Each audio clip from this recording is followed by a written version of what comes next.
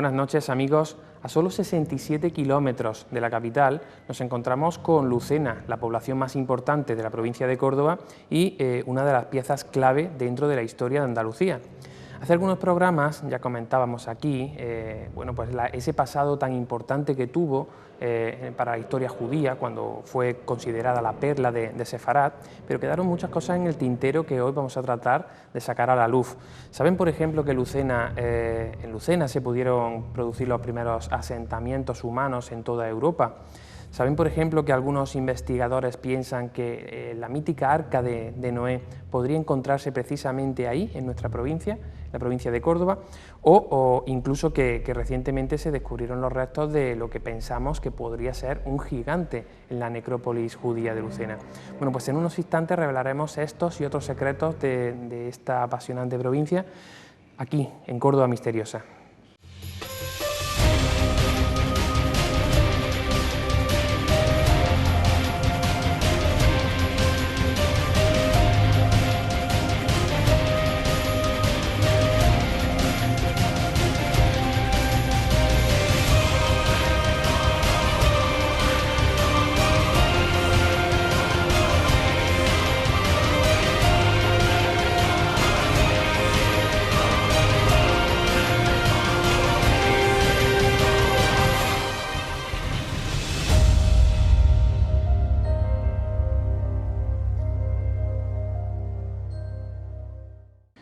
La historia de Lucena es apasionante y en gran parte desconocida, por eso hoy vamos a dedicar este espacio de nuestro programa a descubrir esa importancia histórica y arqueológica que tiene este municipio cordobés.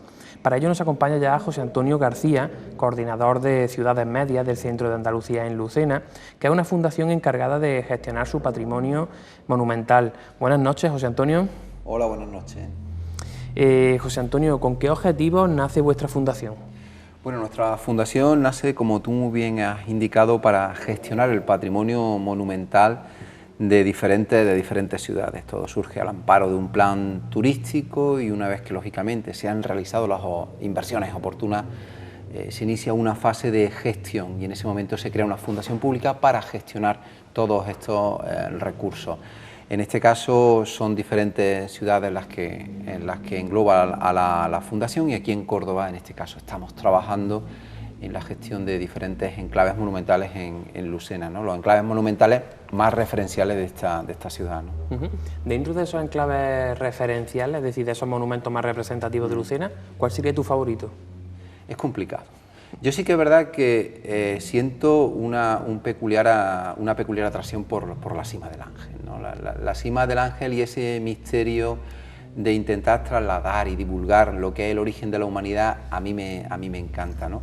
Nosotros tenemos la sede en el castillo, en lo que es el Castillo del Moral, que también fue un monumento emblemático. Yo creo que nosotros siempre les trasladamos a la gente, al visitante que llega, que tiene la oportunidad de llegar a una ciudad mágica, ¿no? Porque de alguna forma hemos tenido una presencia importante en la historia, no solamente en la historia de Andalucía, sino incluso en la historia a nivel nacional, ¿no?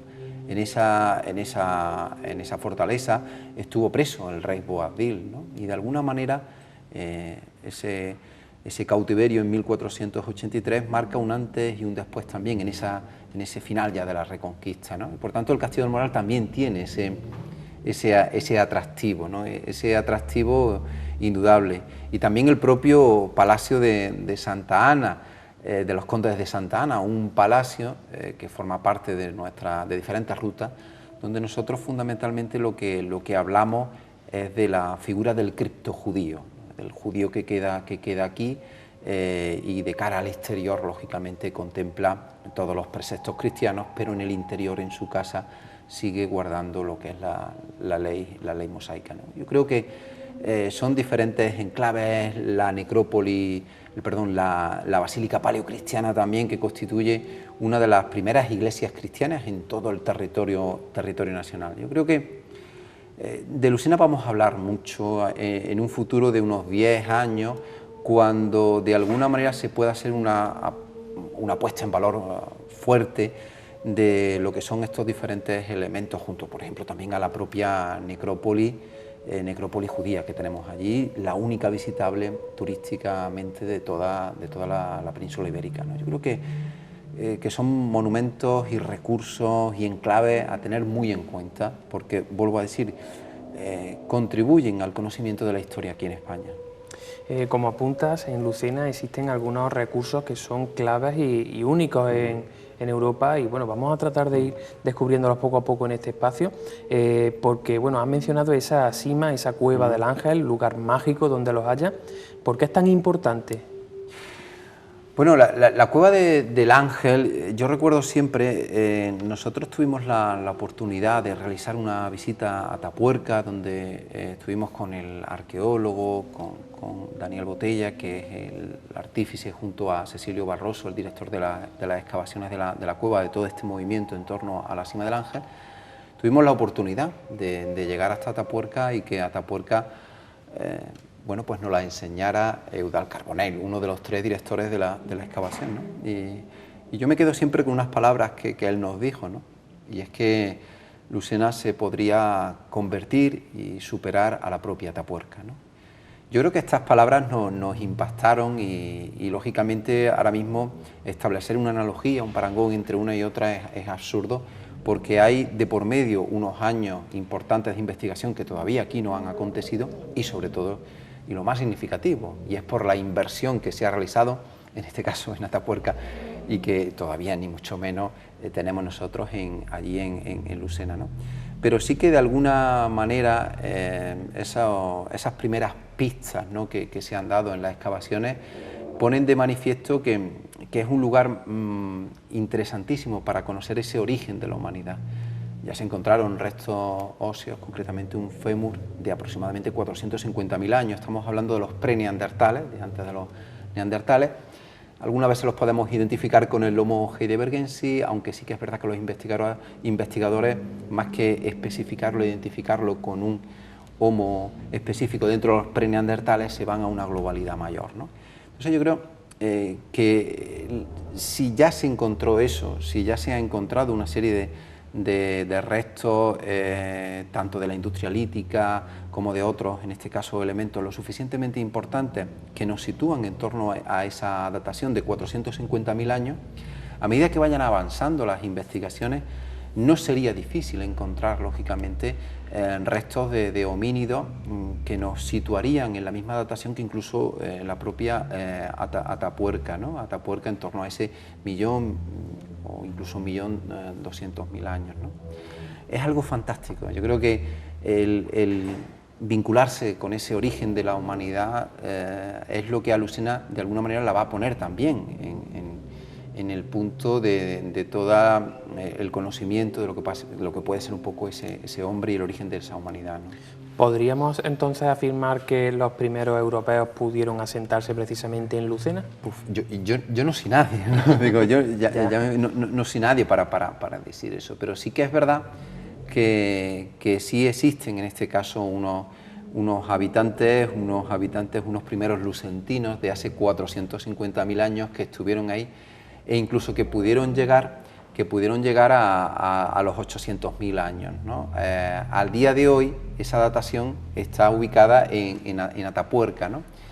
Pero creo que el futuro, a poco que se tenga también dinero para invertir, a lo mejor podemos estar por esa línea. Y además es fascinante también contemplar cómo, porque Lucena constituye un punto fundamental para poder conocer esa evolución y esa llegada que se produce al continente europeo, que bien pudiera llegar a través del estrecho de Gibraltar, ¿no?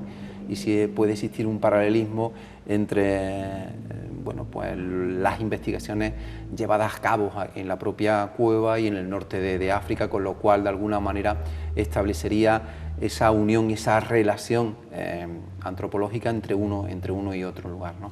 Yo creo que es un sitio que va a jugar un papel muy importante y que en nuestra labor de la propia fundación es contribuir a la divulgación, ¿no?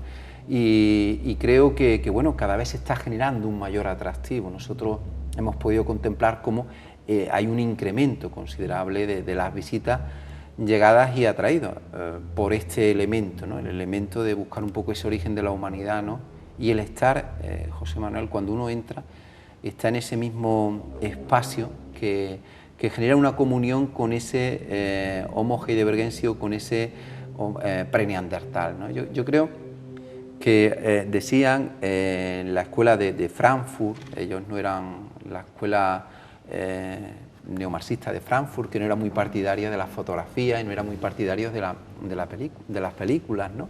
Sobre todo de la fotografía, porque de alguna manera cuando ellos decían que existía un aura que recogía o que envolvía toda la obra artística y que la fotografía lo que hacía que la fracturaba, ¿no? Esa comunión, esa aura y esa comunión que se produce entre la obra pictórica con la persona que la está contemplando le une y le hace una comunión directa con el autor, ¿no? Y yo creo que cuando uno visita estos espacios, como pueda ser, tú has tenido la oportunidad, ¿no?, de estar allí, ¿no?, cuando uno visita, entra en esa comunión con el Homo heidelbergensis, ¿no?, y se produce un contacto emocional que es brutal, ¿no? Y yo creo que de alguna manera eso hay gente que lo experimenta, que lo vive. Bueno, uno llega allí, tampoco no es ninguna cosa del otro mundo, ¿no?, lo que ve, pero sí que es verdad que comparte un mismo escenario y hay una comunión emocional entre ese hombre actual, ¿no?, ese hombre actual y lo que puede ser en este caso ese preneandertal que pudo vivir allí, ¿no? Y es un sitio fantástico. Por supuesto, y es curioso el nombre que tiene, Cueva del Ángel, creo que viene de una anécdota, ¿no? Bueno, esto es como todo. Al final, yo creo que la versión más creíble, es que la persona que la terminó descubriendo era una persona, un pastor que se llamaba Ángel, ¿no? O sea que yo creo que efectivamente que tenemos que desechar otras versiones, incluso un poquito más escabrosas, de alguien que se pudiera caer por allí, un niño que se pudiera caer, y lo identificamos fundamentalmente, en este caso, con el descubridor de la cueva. Hay que decir una cosa, y es que a la cueva actualmente se accede, la gente que entra, por una galería prefabricada, ¿vale? Porque la entrada natural, como una sima propiamente dicha, se produce desde arriba, ¿no?, desde la parte superior. Lo que ocurre es que se estableció una galería para que pudiéramos ir justo a la plataforma donde están los sedimentos y las basuras, que es en lo que realmente se está investigando, ¿no?, en la sedimentación, y ver y comprobar realmente a partir de esas sedimentaciones lo que, bueno, pues los comportamientos, los patrones de comportamiento de los propios homínidos que estaban allí, ¿no? Claro, porque de acuerdo a esas investigaciones, ¿qué uso se cree que hacían estos hombres prehistóricos de esa cima? La cueva era una casa, era el santuario doméstico, como le llamamos a todos, a una casa, ¿no? Y allí vivían y allí hacían su vida. Allí solían también, cuando se llevaban la comida, la solían comer, allí descansaban, allí mantenían el fuego. Y esa es la misión que tiene la cueva, ¿no? O sea, la cueva es como la casa actual, ¿no?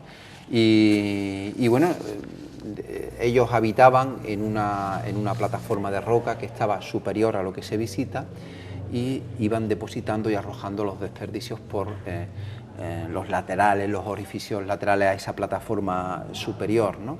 Y de alguna manera en esa basura es donde se está investigando, ¿no? Por tanto, era una casa que generaba unos residuos, y los residuos es lo que estábamos investigando, que están investigando en este caso el equipo de excavación de allí de la cueva, ¿no? Y si no me equivoco, es la única cima visitable de Europa, ¿no?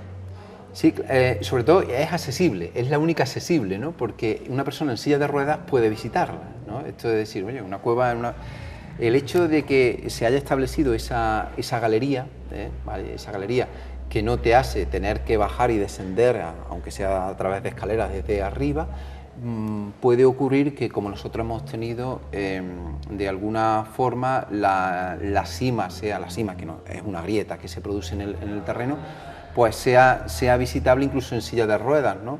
Llegamos y accedemos por la galería hasta una plataforma donde comprobamos la cima, tanto desde arriba como desde abajo, ¿no? Por tanto, esa accesibilidad viene garantizada por esa galería, ¿no?, que se establece.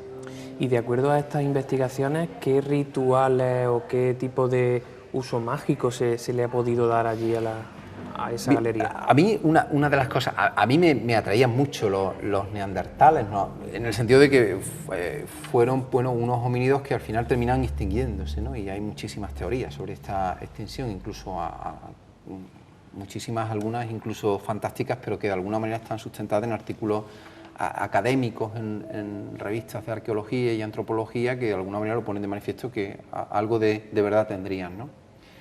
Pero yo siempre he intentado buscar una trascendentalidad en este homínido, ¿no? Si verdaderamente pensaba o creía en la existencia de un más allá, ¿no? Y es algo que aunque sí que es verdad que algunos neandertales ya se podrían ver determinados patrones de comportamiento vinculados con esa creencia en un más allá, en el momento en el que existe un comportamiento de un ritual funerario, se cree en un más allá, ¿no? Pero los preneandertales son auténticos animales, o sea, tienen todavía un elemento animal muy grande, ¿no? Y realmente, aunque nosotros explicamos que pueden existir algunos comportamientos, por ejemplo, como el hecho de que las personas más jóvenes ayudaban a los mayores, porque cuando se le caía en la dentadura masticaban y se lo facilitaban, pero sí que es verdad que estos preneandertales no tenían una conciencia de la existencia de una vida ulterior, ¿no? Una vida que fuera más allá, ¿no? Hasta el punto de que muchas veces, bueno, pues cuando terminaban morían y los terminaban arrojando como si fuera una simple basura, ¿no? Que no existía una constancia de que existiera todavía esa creencia en el más allá, ¿no? Se convierte en un sitio, más que en un sitio mágico, en un sitio de protección, ¿no? En un sitio de protección donde estuvo el fuego, y estuvo el fuego latente porque una de sus grandes obsesiones es que el fuego nunca se acabara, porque no sabían cómo lo iban a volver otra vez a generar de alguna forma, ¿no? Y no existía una vida espiritual que de alguna manera ligara a aquella cueva a lo que pudiera ser, en este caso, pues, enterramientos o algo más vinculado con esa trascendentalidad del hombre, ¿no? Algunos programas atrás, cuando estuvimos hablando aquí con Manuel Pimentel sobre Menga, sobre algunos de los dólmenes tan importantes que tenemos en Andalucía, también estuvimos hablando de los actos de necrófagos, ¿no? En este tipo de lugares. ¿Crees que en la Cueva del Ángel se ha producido...? Mira, es algo lógico, vamos a ver.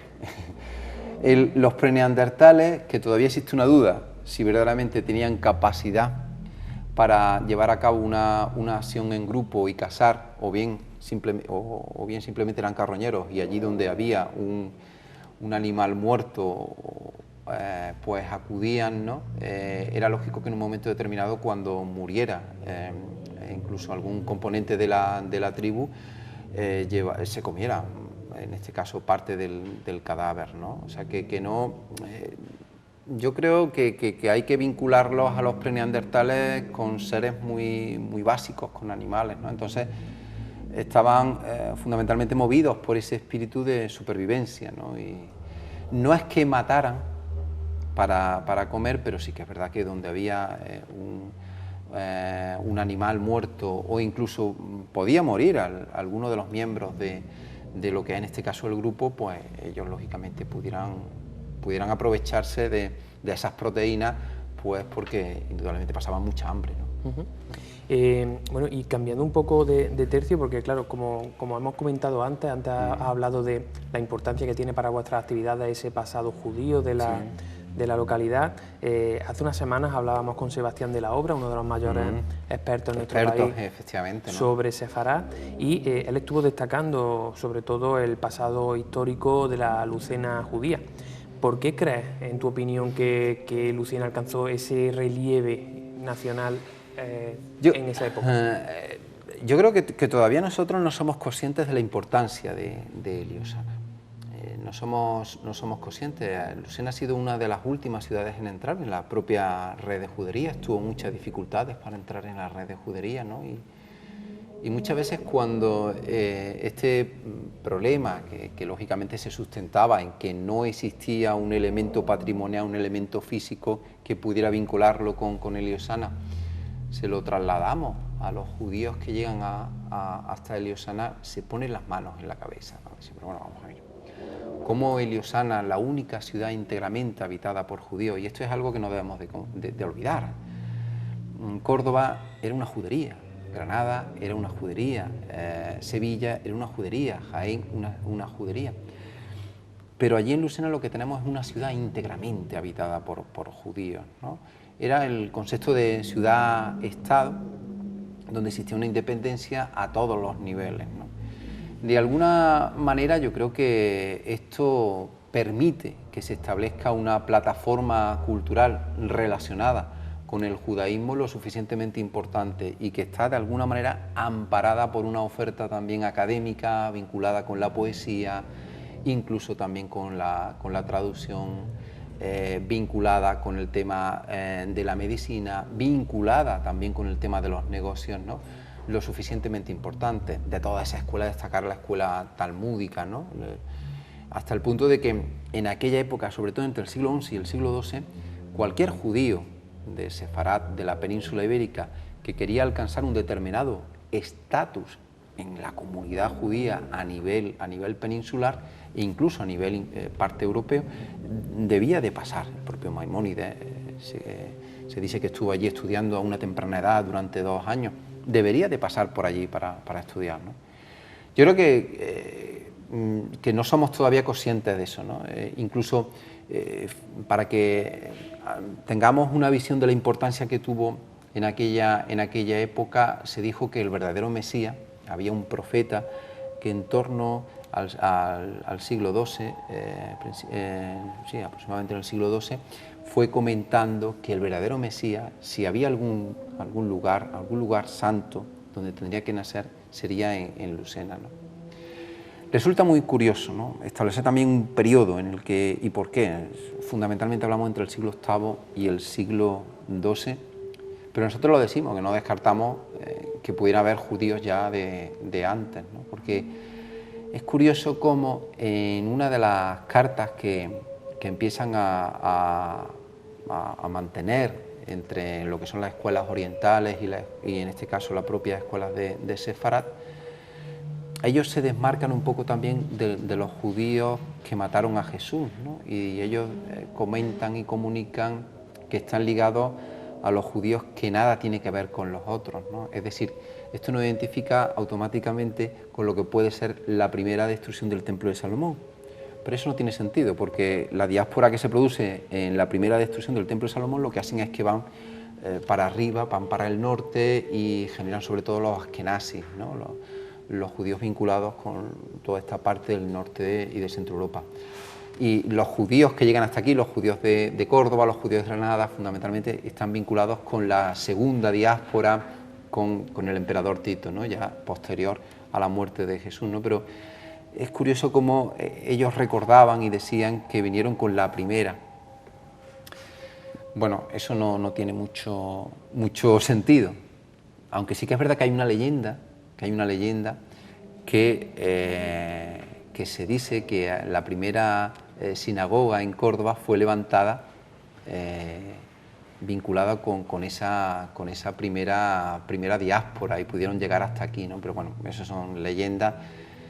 Y no sé por qué Lucena. Nosotros decimos que Lucena es mágica y no sé, hay una leyenda también mucho mayor, ¿no?, que ellos hablan los judíos y que terminan identificando la Sierra de Aras con el monte Ararat, que allí fue donde se posó el arca de Noé. Sí, me gustaría que esa, como es importante, también nos la contara ampliamente. Es decir, algunos investigadores, historiadores, creen que el arca mítica de Noé pudo estar en la Sierra de Lucena. Sí, en torno al mundo judío también hay mucha leyenda, ¿no? Lo que te he comentado al principio, de esa vinculación con la primera diáspora y no con la segunda, cuando todos los historiadores te van a decir, no, eso es imposible, ¿no? Pero también ellos, de alguna manera, transmitían que su llegada a Lucena vino porque iban buscando ese sitio emblemático donde se posó el arca, ¿no? Y podía ser el monte, la Sierra de Aras, que existe una vinculación con el monte Ararat, ¿no? Y hay un río Aras también que está en este momento en este propio enclave del monte Ararat, ¿no?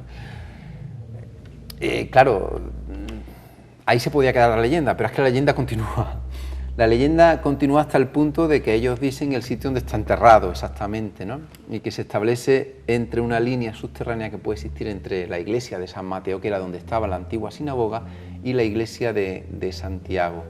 Y se accede a través de una columna en cuyo capitel aparece una hoja de parra que está vinculada con la figura del primer viticultor que fue Noé, ¿no? O sea que, de alguna manera, la leyenda está alimentada no por historiadores o por personas que se dediquen a buscar las leyendas ahora, en nuestro tiempo, sino incluso ya en aquella época, estamos hablando ya del siglo XVI fundamentalmente, ¿no? Y esta leyenda surge fundamentalmente asociada a los judíos conversos y los cristos judíos que quedan aquí en España, ¿no? Entonces, se alimenta hasta ese punto, ¿no? que puede existir, que puede ser ese el enclave donde está, donde se posó el arca de Noé, y es una leyenda que nosotros trasladamos y contamos en una actividad que se llama la Perla de Sefarat, ¿no? Y donde de alguna manera intentamos trasladar a la gente esa importancia que tuvo Eliosana, y que muchas veces es más conocida fuera que dentro. Nosotros, lo mismo que estamos notando como hay un incremento de visitantes asociados a la cueva, también lo hay a la necrópolis y vinculados al conocimiento de Eliosana, ¿no? Porque también te quería preguntar, y creo que es importante destacar esa necrópolis, ¿no? Que, creo que también es muy conocida incluso en Nueva York, ¿no? La necrópolis, nosotros, la Fundación gestiona turísticamente la necrópolis. La necrópolis, además, también se están realizando ahora obras con una maravillosa pasarela que la va a recorrer por la parte superior sin tener que ir hasta abajo. La necrópolis al día de hoy es la única necrópolis visitable turísticamente que podemos tener, en este caso, en España, ¿no? Y hay mucha gente que viene a visitar, sobre todo porque, y ahora que estamos aquí en Córdoba Misteriosa, yo creo que al final la necrópolis se convierte en un enclave misterioso, en el sentido de que allí descansan los habitantes de Eliosana. No es una necrópolis donde se hayan sacado los restos óseos y ya no estén, sino en un momento determinado, cuando se sacaron esos restos óseos, dentro de las diferentes teorías se llega a comprobar realmente que están vinculados con la ciudad de Eliosana, se producen los reenterramientos, siguiendo todo lo que es, en este caso, el ritual funerario judío. Que incluso fue, perdona que te interrumpa, incluso fue supervisado por los propios judíos, ¿no? Sí, efectivamente, fue supervisado por los judíos. Hubo gente de las comunidades, de la Federación de Comunidades Judías de España, vino también de Nueva York. Sé que, por lo que me cuenta el arqueólogo, porque nosotros no estábamos en aquella época, fue un momento también muy estresante, porque claro, ellos tienen su ritual, no podía haber mujeres, o sea, no fue tan fácil llevar a cabo esos reenterramientos, ¿no? En ese momento ya existe una vinculación, las comunidades judías tienen esa vinculación con Lucena, ¿no? Y a partir de ahí, yo creo que nos convertimos eso también, es un lugar mágico, no solamente para nosotros, sino para ellos, ¿no? Yo he visto cómo se emocionan cuando ellos comprueban que aquí pueden estar los restos de los grandes rabinos del siglo XI, del siglo X y del siglo XII, están enterrados allí, ¿no? Eso es una vez más que estamos hablando de esos vínculos emocionales, ¿no? Esa aura que de alguna manera está alrededor del sitio histórico brutal, y para ellos supone algo fantástico, ¿no? Algo fantástico.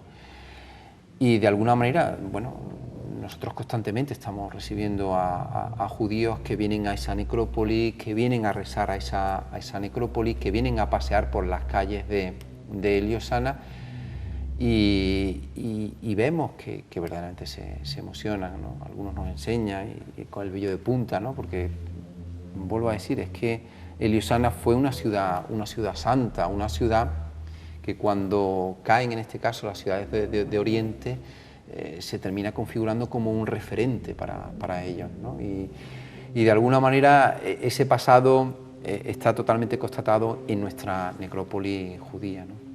Y hace algo más de un año apareció en prensa que se había descubierto el esqueleto de lo que parecía un gigante, ¿no? Sí, bueno, pero que fue de las primeras, de las excavaciones que sí, ¿no? Además salió publicado en El País, en periódicos así de relativa importancia, y efectivamente era un gigante 2,11, cuando bueno, normalmente estaban en torno a los 1,69, 1,70, ¿no? Sí, pero efectivamente se encontró en una de las tumbas, ¿no? Y bueno, fue objeto incluso de un artículo académico de Daniel, del arqueólogo municipal, ¿no? 2,11, ¿no? Que sería 20 centímetros más que yo actualmente, o sea que teniendo en cuenta la estatura que tenían en aquella época, bueno, pues de alguna manera era alguien muy alto, ¿no? para la época. No pasa de ser una curiosidad. Y aparte de este legado judío, ¿no? Antes lo has comentado también, otra de las joyas arqueológicas que tenéis en el municipio es esa basílica visigota del siglo IV, ¿no? Basílica paleocristiana. Paleocristiana. Eso es una de las cosas, nosotros al principio hablábamos como basílica visigoda, pero ya los investigadores nos dijeron no tanto visigoda como paleocristiana, ¿no? Es uno de los primeros templos que existen, en este caso cristianos, en el territorio nacional, ¿no? Estamos hablando que es una basílica que asiste, como es algo habitual en las iglesias, incluso luego posteriores a modificaciones recurrentes una vez que va transcurriendo el tiempo, va entre el siglo IV y el siglo VIII aproximadamente, ¿no? que es ese transcurrir que tiene la propia basílica, y que es otro sitio, es una basílica martirial. Las basílicas o templos estaban dedicados a un mártir, fundamentalmente pues perseguido por su condición de cristiano, y bueno, es una basílica que se termina encontrando en otro lugar, en otro enclave, en el entorno de Corracho, cuando se estaban haciendo, como suele ocurrir habitualmente, las carreteras, en este caso una autovía, la autovía de la A45, se terminan encontrando y al final cogen las piedras una a una y las terminan levantando en otro enclave de la ciudad. Yo creo que también es otro sitio con una conexión brutal, aunque se haya descontextualizado en el sentido de que se ha cogido de un sitio y se ha puesto en otro, pero sí que es verdad que pone de manifiesto que en Lucena hubo esa basílica, que hay otra basílica aparte, la de Cerro Gordillo, ¿no? Pero sí que es verdad que no se termina, que no está como está esta, ¿no? Y entonces de alguna manera esta sí que es un referente, y es una basílica paleocristiana, es decir, es anterior a los visigodos. Es una basílica romana que luego se incorpora al patrimonio visigodo cuando los visigodos se dejan caer por aquí, ¿no? Algo que llama la atención de esta basílica a la mayoría de visitantes es que la entrada es por el lateral. Eso tiene un significado profundo, ¿no?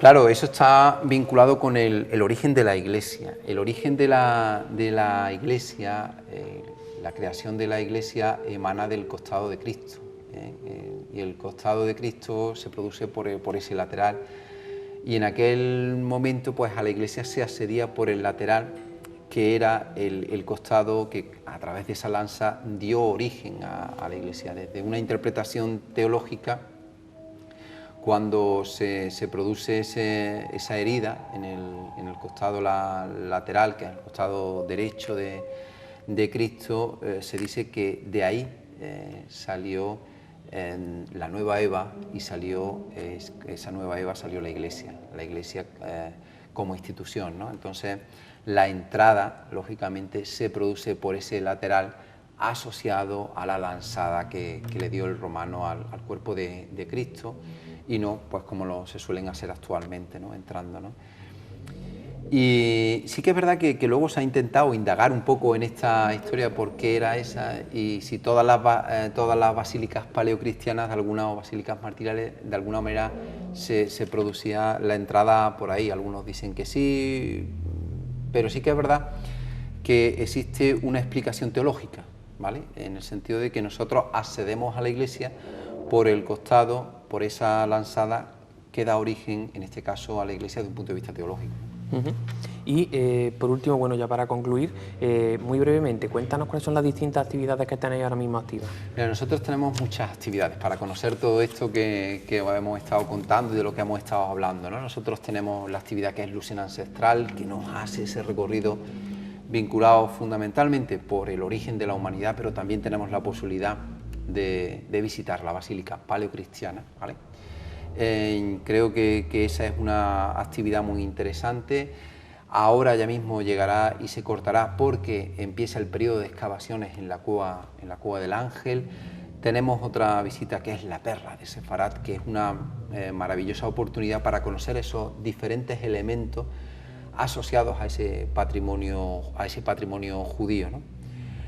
Sobre todo, ya no solamente esos elementos visibles que se pueden ver, sino incluso algunos que están más ocultos y que requieren de una interpretación, como el propio moral que encontramos en la torre del castillo, ¿no? Y que si nosotros desprendemos la hoja, en ese moral lo que se ve es una menorá, ¿no? Bueno, pues eso lo descubrimos en lo que es la actividad esta que te he contado. Tenemos también una actividad fantástica que es Sentidos de Palacio, que es una actividad donde la gente son invitados a una cena barroca, se les pone un antifaz y mediante la estimulación sensorial lo que hacemos es jugar con la gente para que puedan conocer el pasado y los diferentes hitos históricos de los judíos en Lucena. Los llevamos incluso a un tribunal del Santo Oficio, ¿eh? Y asisten como testigos, y todo mediante la estimulación sensorial prescindiendo de la vista, ¿no? Y yo siempre recuerdo como hay alguno que me dice: he visto al inquisidor cómo me miraba y cómo creía que yo también iba a ser condenado por judaizante, ¿no? Pero es una forma de ver esa parte de la historia, ese sufrimiento del pueblo judío injusto, como se producen muchas injusticias en nuestra historia, y lo hacemos todo mediante Sentidos de Palacio. Tenemos otras actividades vinculadas pues con el Palacio de Santa Ana, asociado a Tardes Encantadas, a Lucena Oculta, que es un escarceo por las diferentes leyendas que acontecen, en este caso en la propia ciudad de Lucena, ¿no? Al final tenemos una oferta amplia, ¿no? para conocer esa gran desconocida que yo creo que sigue siendo todavía Lucena. ¿Y para contactar con vosotros? Lo pueden a través de nuestra página web, en este caso tuhistoria.org, a través de un correo electrónico que es lucena@tuhistoria.org, o bien de un teléfono que es 957 50 36 62, ¿vale? Yo creo que es eso, una buena oportunidad para acercarnos. Estamos muy cerquita de aquí de Lucena, y para descubrir una ciudad muy mágica y al mismo tiempo también muy misteriosa. Bueno, José Antonio, pues muchísimas gracias por tu visita, ha sido un auténtico placer y nos has dejado a todos, creo, deseando ir a Lucena a descubrir toda esa parte menos conocida que vosotros os estáis encargando de divulgar. Muchas gracias. Gracias a vosotros por invitarnos a estar aquí. Hasta pronto, amigos, y nosotros, después de un rápido recordatorio, vamos a hablar de neurología aplicada a la educación. No se lo pierdan.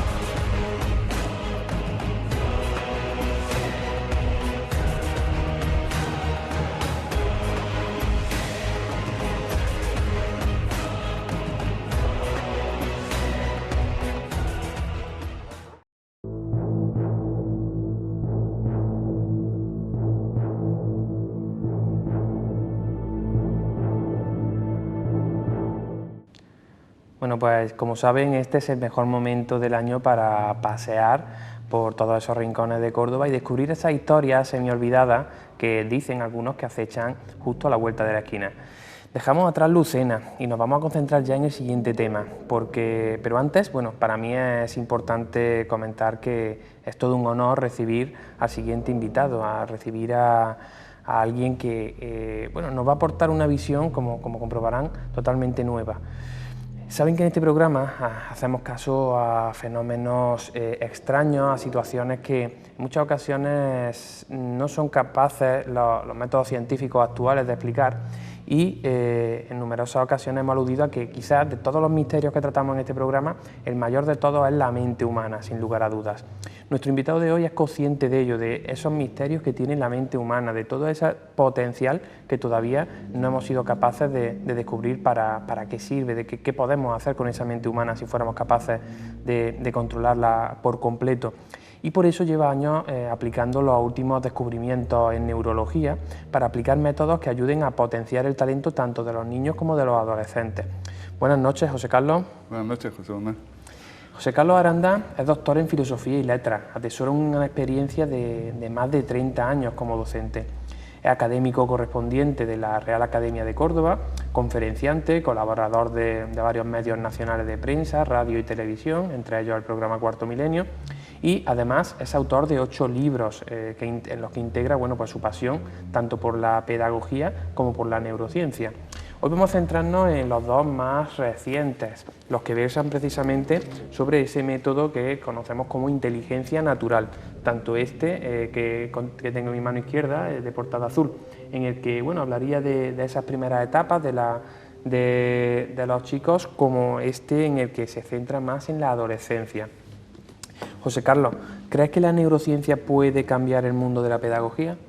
Puede y debe cambiar el mundo de la pedagogía, porque comprender cómo funciona el cerebro, yo creo que es comprender cómo funciona la mente y potenciar el aprendizaje, y a partir de ahí podemos mejorar y optimizar muchísimas cosas que estamos haciendo mal, además.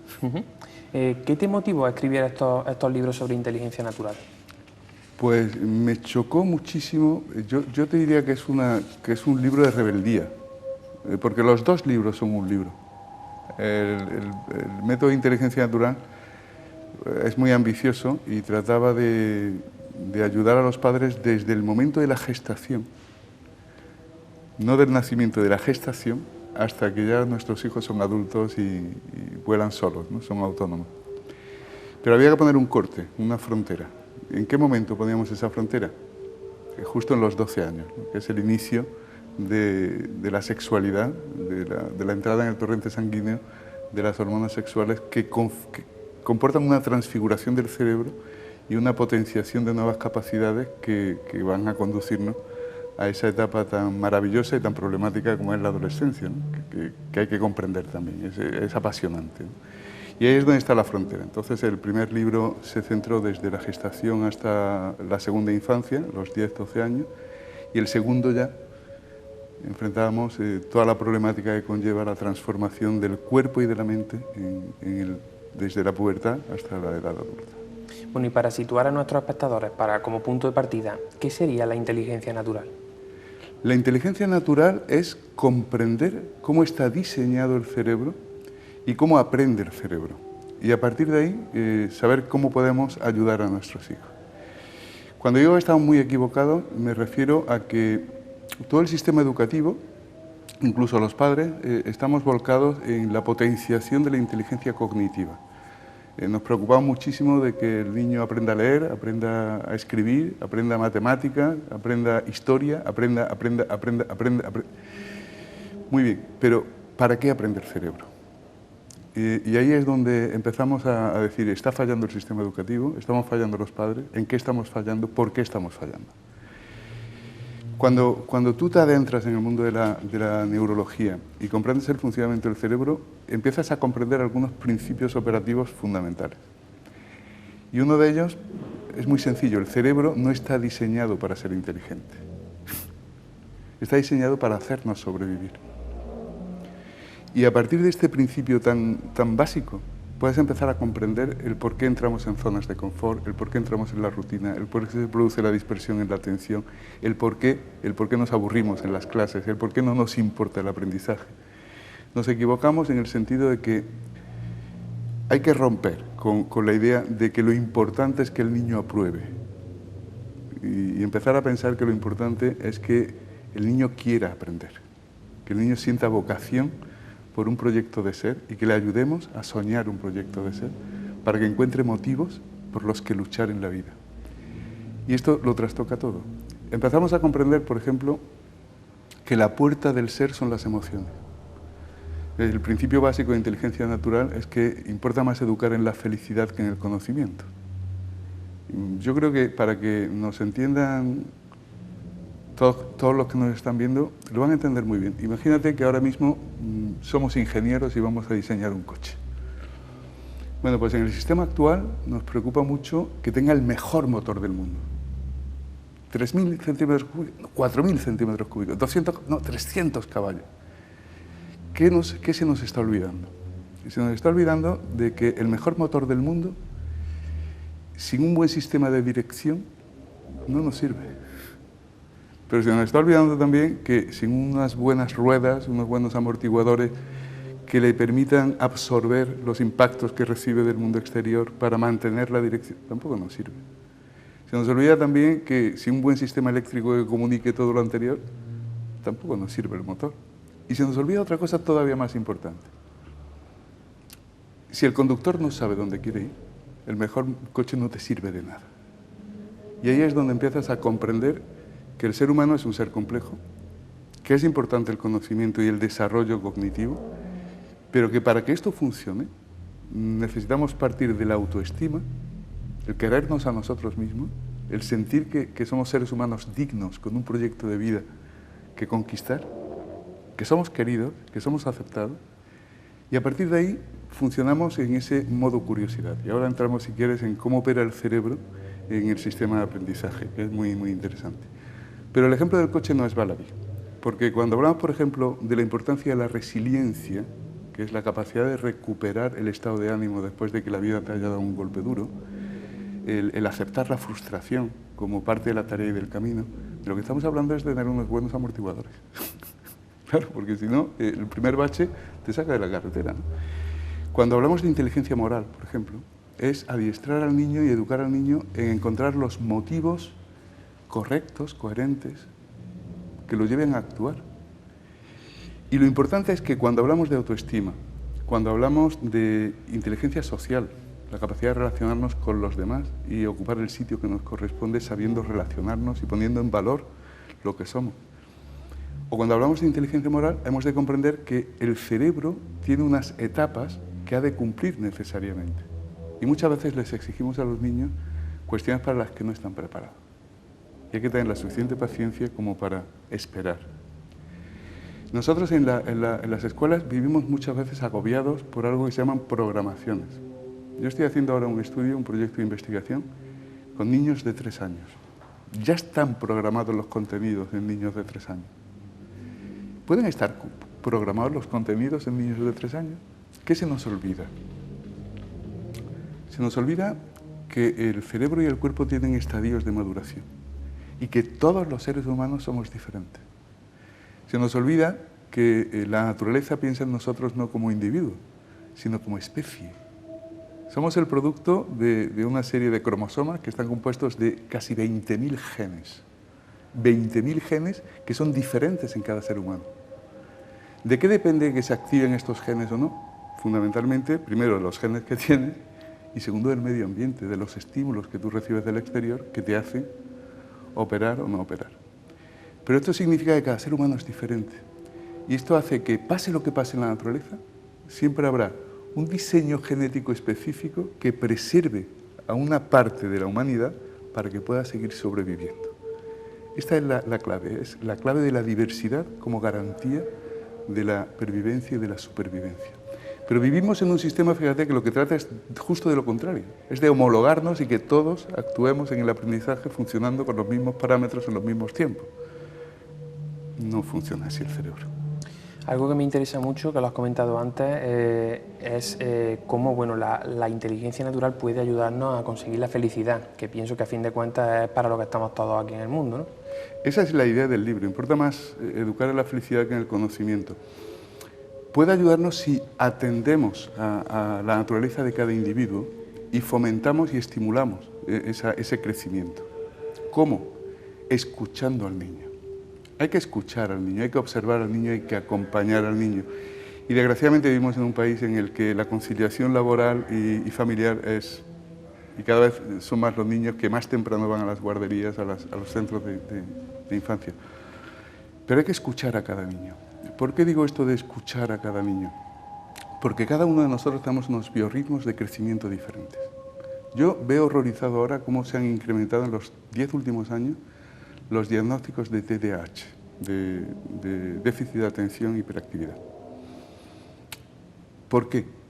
Bueno, pues va en contra de la naturaleza del propio ser humano que tú sientes a un niño con 2 años y le exijas que durante 5 horas esté sentado. Eso va contra la naturaleza. Porque está en un estadio en el que tiene que aprender a través del movimiento. Y hay que comprender que es a través del movimiento como el niño puede sentirse realizado y cómo puede crecer. Necesita relacionarse con el entorno. Cuando forzamos de manera antinatural el crecimiento, lo que estamos es violentando el crecimiento y dificultando la progresión. El cerebro solo funciona en 2 modos de pensamiento. Y esto me gustaría que lo... Porque esto es como cuando llegas a las carreteras antiguas y te encuentras un puente con una señal que te dice o cruzas tú o cruzo yo y este tiene preferencia, ¿no? Entonces tienes que observar si viene algún vehículo en contra, ¿no? Estoy pensando en un puente que hay en Alcolea que todavía conserva esta señal. Bueno, pues está el pensamiento ascendente y el pensamiento descendente. El pensamiento ascendente es el que manda los impulsos neuronales desde la amígdala, que es donde se producen las emociones, hasta la precorteza frontal, que es donde se produce el razonamiento. Es automática e instintiva, es fabuloso, es fabuloso. Nosotros nos emocionamos antes de pensar. Dice un psiquiatra, Rafa Marcos, que lo que el corazón quiere, la mente se lo muestra. Pero es así porque eso nos hace humanos.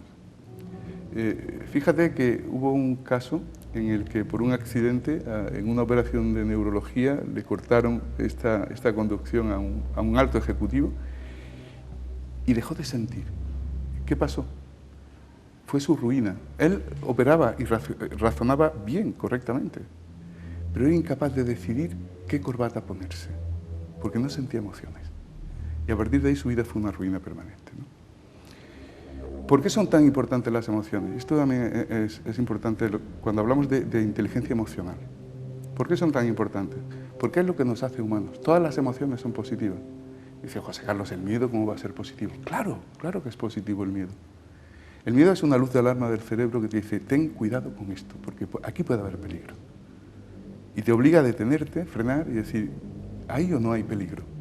Otra cosa es el miedo tóxico, es cuando el miedo nos paraliza y cuando el miedo nos impide avanzar, ¿no?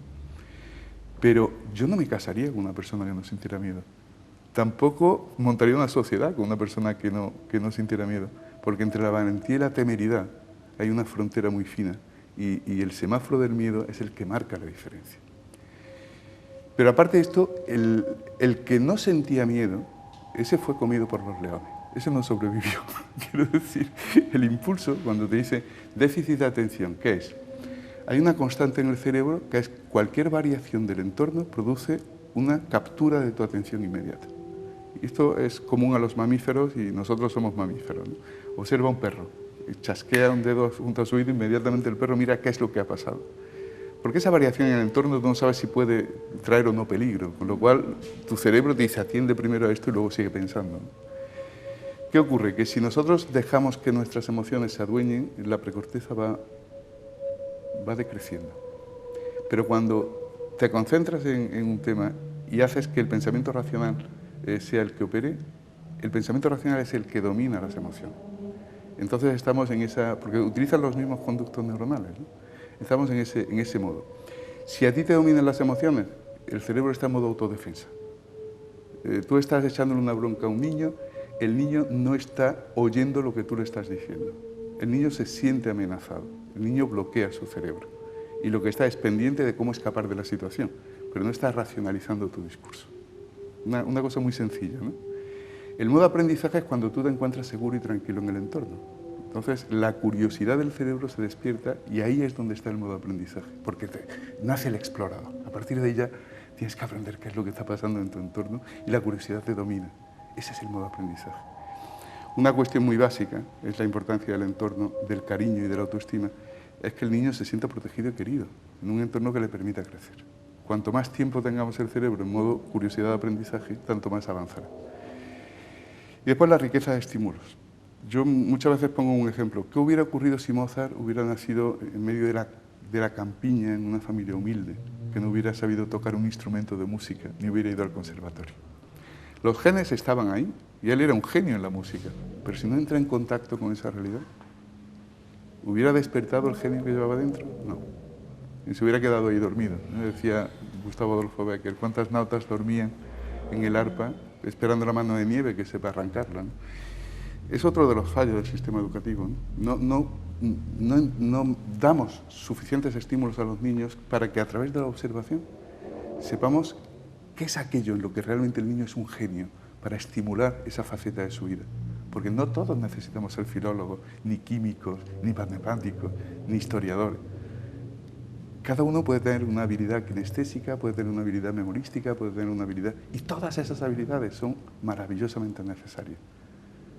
Que un niño se sienta un fracasado, que le digamos que es un fracasado, porque no domina la ortografía con 10 años, yo creo que es un pecado mortal. Yo creo que es un pecado mortal. Cuando a lo mejor ese niño es un genio en la danza y nunca ha tenido la ocasión de bailar. Si tuviéramos, por ejemplo, imagínate que algunos de los amigos que nos están viendo en estos momentos, de tu primer libro, ¿no? Que está centrado en esa edad de 0 a 12 años, sí. Bueno, pues que se encuentra en esa situación, tiene un hijo de esa edad, una edad comprendida entre los 0 y los 12 años, y está preocupado por su educación. Si tuviera que seleccionar de todas las claves que das en tu libro, solo una, ¿cuál sería la más importante, la recomendación más importante que le daría a ese padre preocupado? Coge un trompo, o si prefieres nosotros lo llamamos trompicha, ¿no? Que era la hacías así y empezaba a dar vueltas, ¿no? Y era precioso, yo lo pintaba de colores y tal. Si este fuera el ser humano, el eje sobre el que pivota todo el crecimiento del cerebro es la autoestima. Y lo fundamental para desarrollar la autoestima es sentirse querido y aceptado.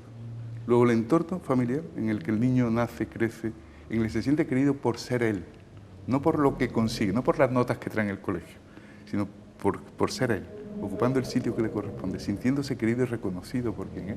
Yo creo que esa es la parte más importante. Educamos desde el amor para el amor. A mí me decía un padre, no entiendo a mi hijo, es infeliz, profundamente infeliz. Decía, y yo se lo he dado todo, me decía, yo se lo he dado todo. Y solo le hice una pregunta, ¿le has dado un padre feliz?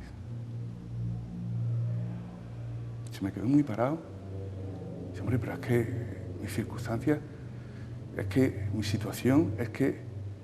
Digo, bueno, ¿y cómo pretendes que él triunfe donde tú mismo has fracasado? Otra clave es que el 90% de lo que el niño absorbe en educación no lo absorbe a través de las palabras, sino a través de la observación.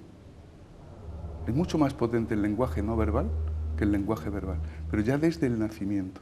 Y eso lo saben muy bien las madres. Las madres modulan la voz en una frecuencia, en un tono determinado, para empezar a entenderse con sus hijos mucho antes de que ellos empiecen a hablar. Pero esa sintonía empática, el cerebro la capta. Y la interpretación de la gestualización del rostro, por ejemplo, de abrir los ojos, de la sonrisa, el niño la capta perfectamente. Y esa comunicación es muy anterior y persiste en el cerebro incluso en la edad adulta, ¿no? que el mensaje verbal de lo que nosotros podamos decirle al niño que está bien, que está mal. El niño observa y el niño va desarrollando unas pautas de conducta que le permiten sobrevivir dentro de un entorno que es en el que ha nacido. Esta es la grandiosidad de un elemento básico del cerebro humano, que es la plasticidad cerebral. Nosotros vamos generando conexiones sinápticas neuronales en función de las experiencias a las que sometemos el cerebro. ¿Qué ocurre? Una de los elementos básicos, una clave del libro. Fomenta la autonomía de tu hijo. ¿Qué significa fomentar la autonomía? Una frase lapidaria. No hagas por él lo que pueda hacer por sí mismo. No hagas por él lo que pueda hacer por sí mismo. Porque una de las claves de la felicidad es que seamos capaces de ser nosotros mismos y de actuar por nosotros mismos. Pero claro, cuando hablamos de felicidad muchas veces pensamos que lo que estamos es procurando que el niño sea continuamente feliz, riéndose, y creemos que eso se consigue dándoselo todo, en absoluto. El niño no quiere que se lo des todo. El niño lo que quiere es que lo quiera, pero el resto que lo conquiste por sí mismo. Esa es la gran clave, ¿no? La felicidad se basa en la autoestima. El segundo punto básico y fundamental es asumir y comprender desde la infancia que la vida es una sucesión de problemas, y eso no es malo. Definamos problema. El problema es una situación novedosa para la que el cerebro no tiene todavía establecida una rutina, no tiene unas conexiones sinápticas automatizadas. Eso es como cuando, yo siempre digo, a mí me horroriza entrar en una ciudad que no conozco con el coche conduciendo. ¿Por qué? Porque no sé, me siento continuamente en peligro, ¿no? No sé dónde está el semáforo, no sé dónde está el stop, no sé dónde está. Pero ¿qué ocurre cuando el mismo recorrido lo has hecho 18 veces porque es el camino que te lleva a tu trabajo? Automatizas la ruta y automáticamente entras en lo que se llama la zona de confort. Y eso está fantástico porque te permite al cerebro actuar mecánicamente mientras que puedes seguir buscando otras opciones, otras soluciones. Está muy bien. Pero si te mantienes solo ahí, no creces. Tienes que someter al cerebro a ese juego entre los hemisferios, ¿no? El hemisferio izquierdo, el hemisferio derecho. Y que ese es un campo fantástico, ¿no? ¿Cómo operan eso? Pero seguramente alguno de nuestros espectadores también se estará preguntando, al niño hay que apoyarlo, hay que fomentar toda esa autonomía, pero cuando el niño hace un mal comportamiento, ¿cuál es la forma correcta de corregir ese...? Depende de la edad. Depende de la edad porque ahí estamos en el crecimiento del cerebro, precisamente. Hay que comprender, por ejemplo, que el niño no es consciente de sus actos hasta los 6 meses. A los 6 meses él desarrolla una fase que es la fase de apego, en el que selecciona un referente inmediato a partir del cual él aprende a hablar y aprende a comportarse. Normalmente la figura de apego es la madre. Si no es la madre, que tampoco, si alguien nos está escuchando y ha tenido que dejar a su hijo en un centro de educación infantil, que no se agobie, porque no ha perdido a su hijo. Lo importante es que la persona de referencia que le ofrezcamos sea una persona segura, sea una persona fiable, sea una persona constante, que lo acompañe como mínimo hasta los 2 años. Porque esa fase de apego empieza de los 6 meses, llega normalmente hasta los 18 meses, 2 años. Que sea constante, que sea algo seguro. Y ahí es donde empezamos ya con las líneas rojas, que es lo que tú decías, ¿no? ¿Hasta dónde podemos permitir? Quiere decir, hasta los 6 meses, cuando un niño llora, es porque siente miedo, se siente desprotegido, y lo que hay que hacer es cogerlo, arrullarlo, quererlo, y que el niño se tranquilice, que el niño se serene. Es muy curioso, como en las tribus antiguas, ves a las madres con un pañuelo atado que llevan al niño encima, literalmente, encima o delante, ¿no? Pero siempre pegado al cuerpo, ¿no? Porque, de alguna manera, el niño siente la necesidad de seguir escuchando los latidos de la madre y sentirse protegido como si estuviera en el útero, ¿no? ¿Dónde empiezan las dificultades? Por ejemplo, aquí, en los 6 meses, cuando el niño intenta, por ese sentirse seguro, una relación de exclusividad. Es decir, tú eres solo mía, pero al padre lo aparto, al padre o a los hermanos, ¿no? Entonces, cada vez que se acerca alguien a la madre o a la persona de referencia, automáticamente el niño... Bueno, pues esto ya hay que educarlo. Esa es una línea roja. Un niño debe aprender cuál es su sitio. Y su sitio es un lugar dentro de la familia, y la familia tiene una prelación y un orden. Con lo cual, a veces hay que dejar llorar al niño y, por supuesto, no rechazar al marido en presencia del niño porque el niño llore, o no rechazar a otro hermano. El niño debe aprender que existen otros miembros en la familia, que esos miembros tienen su sitio y que él ha nacido para tener su sitio. Ahí tienes una línea roja, por ejemplo. Otra línea roja muy interesante. Cuando pasa la fase de apego, el niño levanta la cara y traslada la fase de apego personal, que es la necesaria para el aprendizaje lingüístico, que es el aprendizaje de la lengua materna, es brutalmente importante, ¿eh? Y dirige esa fase de apego al entorno. Entonces, es importantísimo, por ejemplo, para esa autoestima del niño, que el sitio que él ocupa, su habitación normalmente, siempre esté en el mismo orden. Además, él lo va a exigir. Si el cuento está ahí, mañana va a buscar ahí el cuento y necesita encontrar ahí el cuento, ¿no? Entonces, este orden que muchas veces dice, oye, ¿por qué no? No, el niño necesita sentirse seguro dentro del entorno. Y en este momento, muchas madres, por ejemplo, que nos están escuchando, cuando el niño dice no presto mi juguete, dice, ay Dios mío, que mi hijo no va a ser generoso. No, no, parte, no. En esa edad, tu hijo no debe prestar el juguete. Es su juguete y él no, lo necesita para sentirse seguro. ¿Qué no debes permitir? Ahí tienes otra línea roja, que se apodere del juguete de otro. Ahí tienes la línea roja. Igual que te digo, si tu hijo dice no presto el juguete hasta los 4 o 5 años, otra cosa es educar la generosidad, el compartir, pero no forzar esa situación. No le permita tampoco que se apodere del otro, porque entonces le estás dando una idea, vamos a lo que es el niño emperador, deformada de cuál es su autoridad y su puesto dentro de una comunidad, ¿no? Y así podemos ir siguiendo, ¿no? Es decir, cada etapa, por ejemplo, a mí me hace mucha gracia cómo se demoniza la mentira.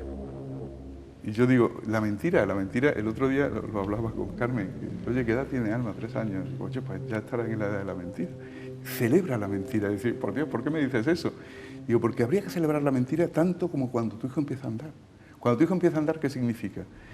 Que neurológicamente su cuerpo funciona bien.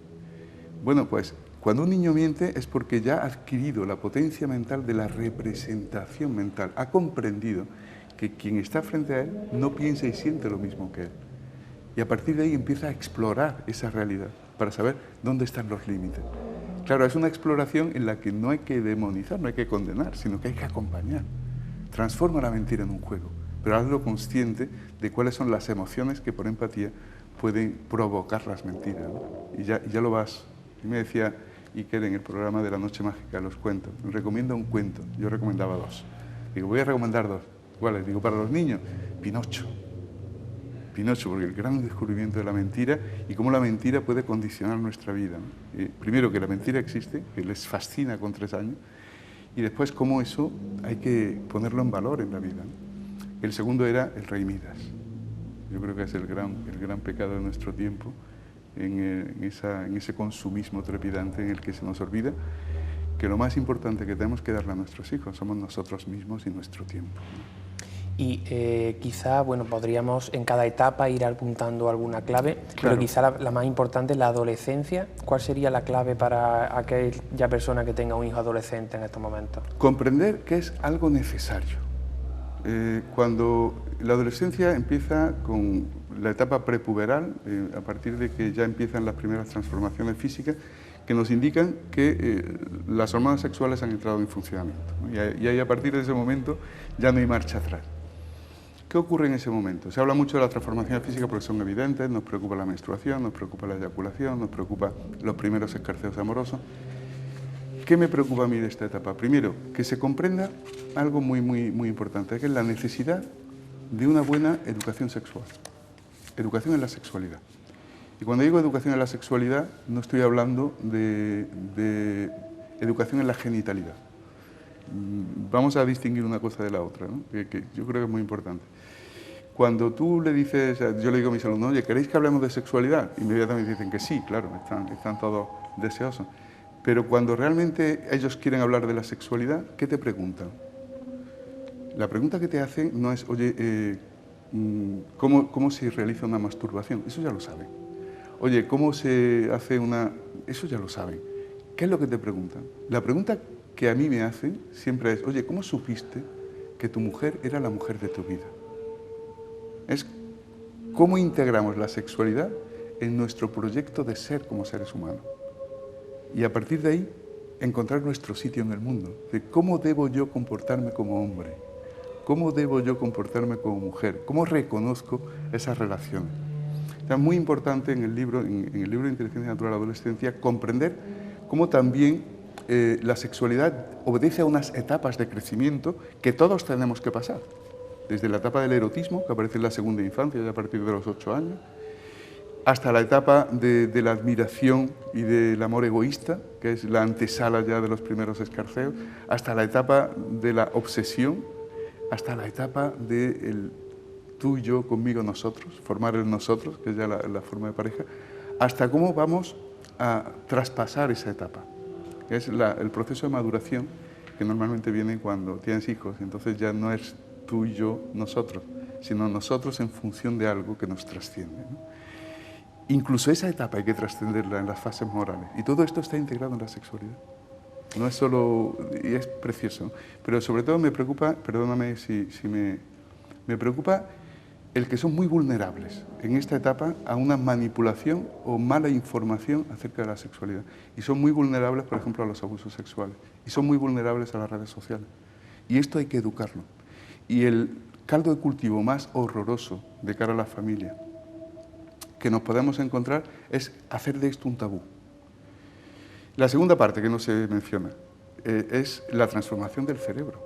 Hay un recrecimiento, hay una mielinización del cerebro para un recrecimiento de la zona de la precorteza frontal. Y con eso el niño obtiene una facultad, un nuevo poder que hasta ese momento no tenía, que es la capacidad de anticiparse, de elaborar hipótesis.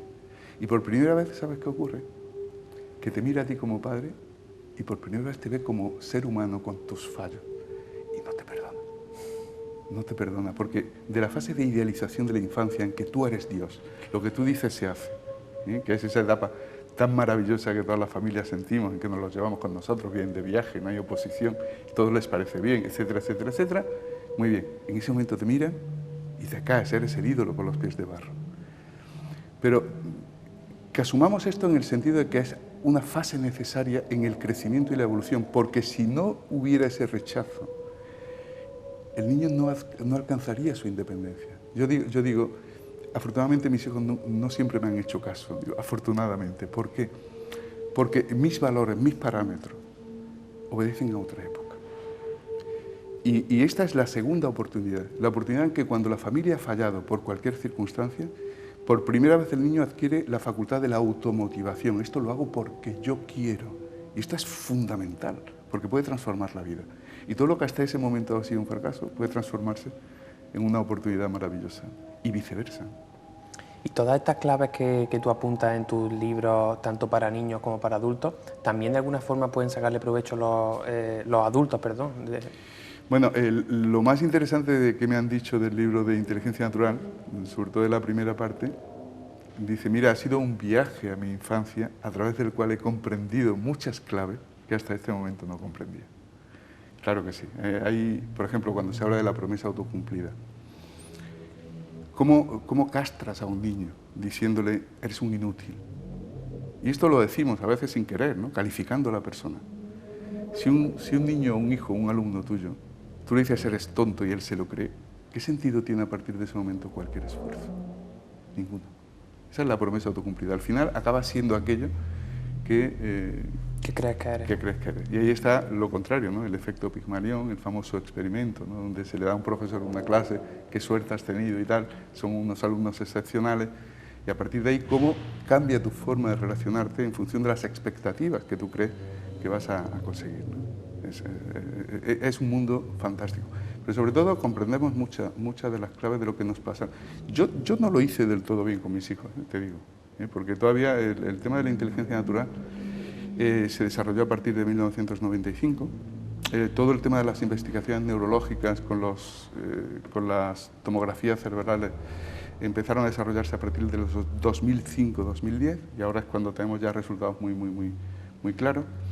Entonces yo, por ejemplo, con mis hijos, ¿qué hice mal? Pues quizá fui demasiado exigente. Cargué mucho las tintas, porque entonces estaba en boga todos los libros de cómo hacer que tu hijo sea un genio, el tema de potenciar la memoria, el tema del sistema de fichas para potenciar tal.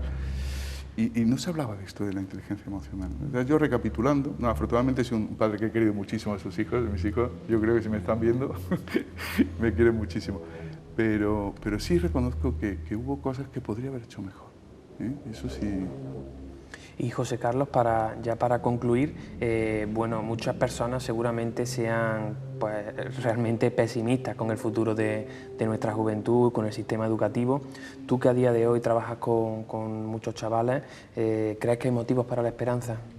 No hay motivos, hay certeza para la esperanza, hay certeza.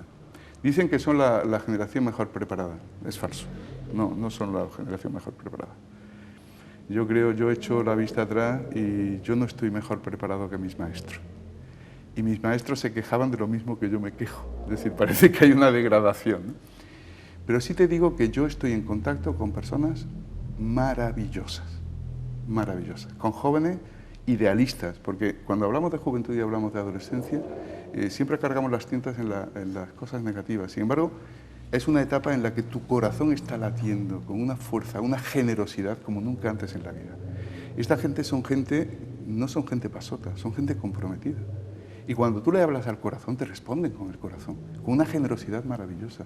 Entonces, quiero decir, ¿cómo que no va a haber esperanza?